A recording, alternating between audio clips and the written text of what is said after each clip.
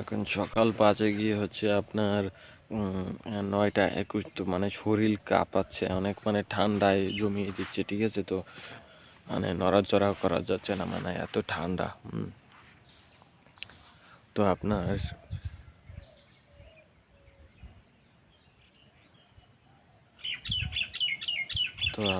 এই যে সাগরকলা, ঠিক আছে, মানে এটা সাগরকলা থেকে কিন্তু মানে বিভিন্ন ধরনের উপকারিতা পাওয়া যায়, হ্যাঁ। মানে একটা যে সাগর কলা, ঠিক আছে, মানে সাগর কলার যে কলাটা হয় ওটা কিন্তু অনেক লম্বা হয়, ঠিক আছে, আর ওটাও কিন্তু কোনো বিচি হয় না ভিতরে। কাঁঠালি কলার ভিতরে কিন্তু ছোট ছোট বিচি পাওয়া যায়, অনেক গুড়ি গুড়ি, একদম ছোট্ট, কিন্তু বিচি কলার ভিতরে কিন্তু আপনার কীরকম বলবো, আপনার পেঁপের যে রকমের আটি থাকে ওই রকমের কলার ভিতরেও আটি হয়ে থাকে। তো ওই আটিগুলো যদি এনে যদি আপনি মাটিতে লাগান তাহলে কিন্তু ওই আটিগুলো কিন্তু হবে না। তো সেই দিকে লক্ষ্য রাখতে হবে, মানে সব জায়গায় সব গাছ হয় না, ঠিক আছে, মানে সব কিছুর বীজ দিয়ে কিন্তু চারা গাছ হয় না, ওটার অন্য কোনো উপায়ও থাকে।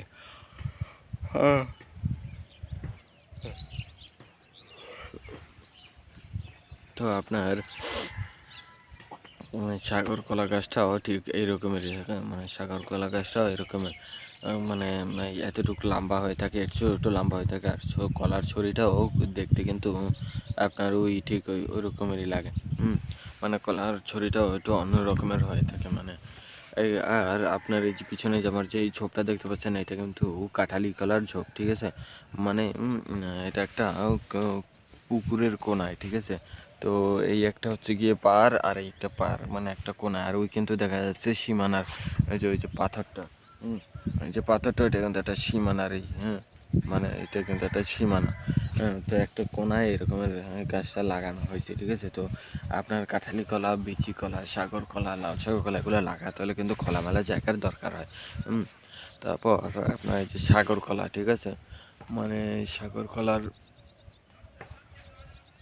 মানে যে সাগর কলার যে আপনার যে বিচিটা, ঠিক আছে, মানে এটা সাগর কলার ভিতরে কিন্তু কোনো বিচি হয়ে থাকে না, ঠিক আছে। সাগর কলা গাছটাও দেখতে ঠিক এরকমের। তো সাগর কলার পাতাগুলোও ঠিক এরকমেরই হয়ে থাকে, কিন্তু ওই পাতাটুকু একটু চিকন আর লম্বা হয়ে থাকে, হ্যাঁ।